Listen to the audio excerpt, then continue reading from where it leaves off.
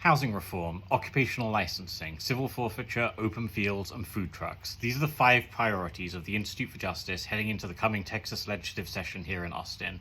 So in just 12 days' time, the legislature is going to gavel into session. For 140 days, they're going to be debating, considering, and passing some bills.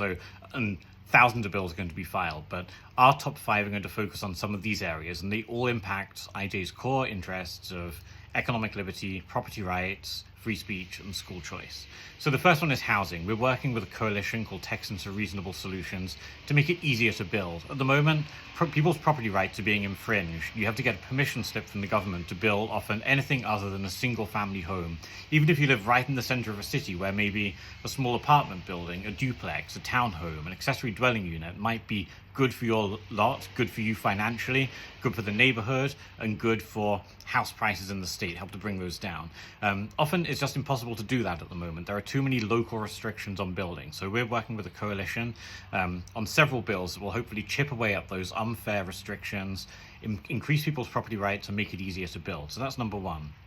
Number 2, occupational licensing. Lots and lots of jobs in the state need a government permission slip just to be able to do that. Whether you're a barber, a cosmetologist, a plumber, all kinds of different jobs, a hair braider, eyebrow threader, lots of different things have currently, or until recently, till IJ got involved, required an occupational license.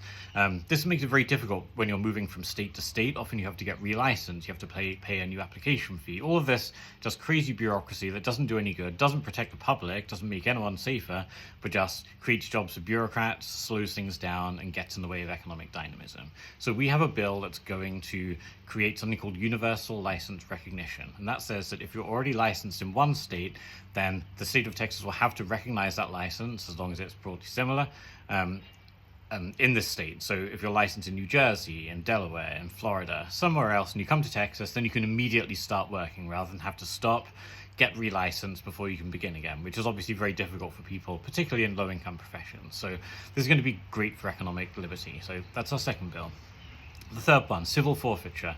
So this is a real issue of property rights and criminal justice. So at the moment, all too often, the state can seize your property if they suspect you of a crime, keep that property, then sometimes sell it off, keep it for themselves, without ever having convicted you of a crime, just on the suspicion that you might have done something. And if you want your property back, then the burden's then on you to sue the government to get your property back, and you have to prove you're innocent, which is entirely the wrong way around. We have a bill that would hopefully, we have 2 bills. One is what we call a reporting bill that would shed a light on just how prevalent of a problem this is. This happens across the country, and we need to understand exactly how bad it is in Texas. We know it goes on, but we would like to know exactly how bad. The second bill is a full repeal of this odious practice of civil forfeiture, and it would turn it into criminal forfeiture, which is a lot better, because that means that if the government's going to seize your property and keep it, you have to have actually been convicted of a crime. And for that to happen, obviously you have higher evidentiary standards, you have access to counsel, you get a lawyer, all this stuff. If you can't afford a lawyer, one will be appointed for you. So there's a lot more safeguards before the government can just come swooping in and stealing your property. So civil asset forfeiture to criminal asset forfeiture, which is a lot better. That's our third bill. The fourth one is one that's dear to lots of Texans' hearts, and this is about food trucks. So at the moment, food trucks often managed at the municipal or city level in Texas. So there's a whole patchwork of regulations, and if you're a food truck operator who works across districts, like a lot of them do, if you're in Dallas-Fort Worth, then there's tens of different little city councils you might have to deal with just to operate within your home turf. And you have to go with a begging bowl and an application to each one to apply for your food handling certificate, your fire safety certificate. We think that's crazy. It's too much bureaucracy. It's a barrier to entry, and it doesn't make anyone safer needing multiple approvals from different governments for the same thing. So we're going to create a single statewide license for food trucks. Normally, we don't like creating new licenses. IJ spends a lot of time fighting against licenses in general, thinking they're bad.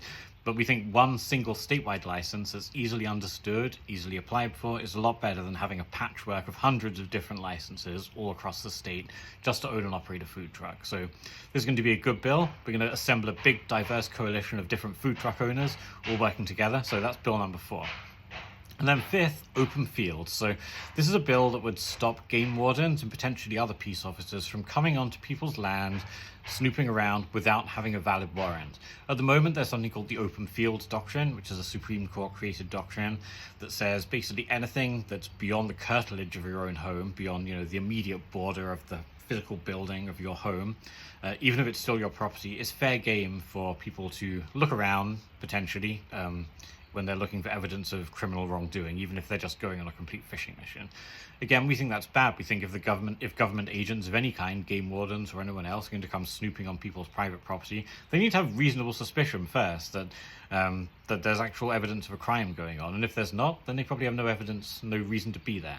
So we're going to have a bill that we've got a great new incoming Texas state representative looking to sponsor that's going to work on this, going to overturn that and increase the evidentiary burden, make it so that you actually need a warrant before you can go snooping on other people's property. So these are just some of the bills we're working on. There are top 5. There are a lot more. We'll be reacting to bad bills as well, we see, where we think we might need to build coalitions to oppose them. But right now, we're going to be focusing on housing, occupational licensing, civil asset forfeiture, food trucks, and open fields Fourth Amendment. These are just some of IJ's priorities for the state of Texas heading into the 89th regular legislative session that's going to begin in just 12 days' time.